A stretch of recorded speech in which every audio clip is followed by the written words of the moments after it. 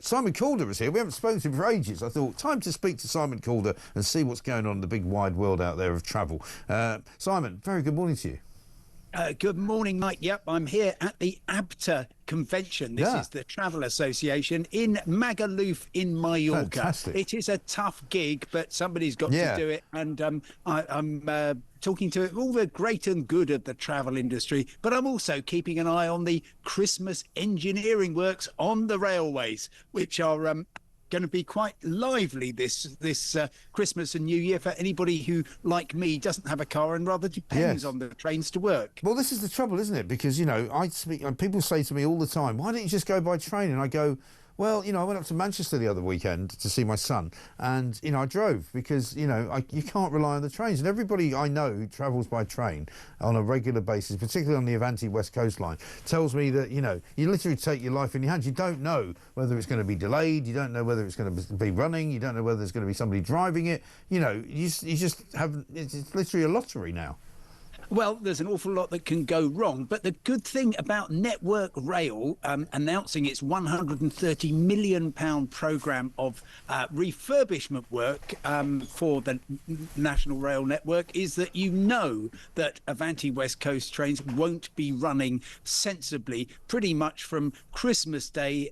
Actually, if you're going to the north of Britain, all the way through to the middle of January. What? There is vast amounts of work going on. Most of it, as you will be aware from our conversations in previous years, everything closes down around tea time on Christmas Eve. Right. Then a fair amount of stuff starts again on the 27th of December, and the Network Rail is keen to stress that 95% of the network will be open. However, an awful lot of people want to travel on the West Coast main line. There's going to be problems in the southern stretch between Milton Keynes and Rugby. There's going to be work going on in Lancashire, and then further north there's a whole bridge which needs to be replaced over the M6. And actually the M6 is going to be closed and the West Coast main line is going to be closed in early January. That's going to be exciting. But there is a bit of good news for people like me who have a little more time to travel. There is going to be a diversion train going with Avanti West Coast on the Settle to Carlisle line. This is England's most beautiful railway, and they're actually putting on special trains just looping around all the trouble. So if you've got a bit of time and you want some lovely scenery, then that's the way to do it. So how do you get there, though? Do you have to go up the East Coast to then come across? Well, that's if you were going all the way from London to Glasgow, that's certainly the way they would send you. Right. But otherwise, this is mostly actually intended for people who live in northwest England to get between Preston and Carlisle. But you will be able to get to Preston somehow, and then from Carlisle, well, you'll probably be able to get to Glasgow, but it might involve a little diversion again on a beautiful stretch of line via Dumfries. But allow the best part of a day if you want to be. I mean, it's a pretty shambolic state of affairs, though, isn't it? If you're basically saying that the whole railway lines around Britain are going to be kiboshed around Christmas, when loads of people want to travel, when loads of people want to visit their families, visit their loved ones, come into airports, get trains, all the rest of it, you know, it's going to be a nightmare. Well, now you say that, but actually what Network Rail says is fewer people travel over Christmas and New Year than any other time of the year. And you might well say, well, that's because all the lines are closed. That's not of old cobblers, that. I don't believe that for a second.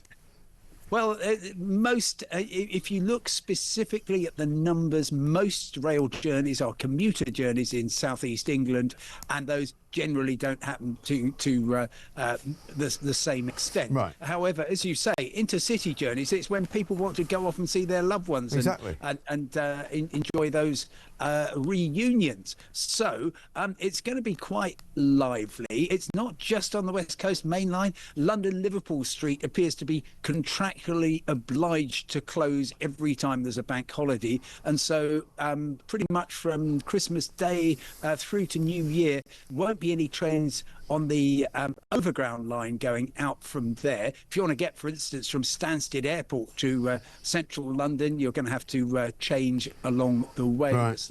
And also, the problem is that Christmas Eve this year falls on a Wednesday, right? So it means pretty much you're going to go from 23rd of 23rd of December, which is a Tuesday. You're going to go all the way through until the following Thursday, or probably the following Friday, actually, which is January the 2nd. So you're effectively 2 weeks with no trains. Well, lots of trains on lots of lines, but not But not out Liverpool Street.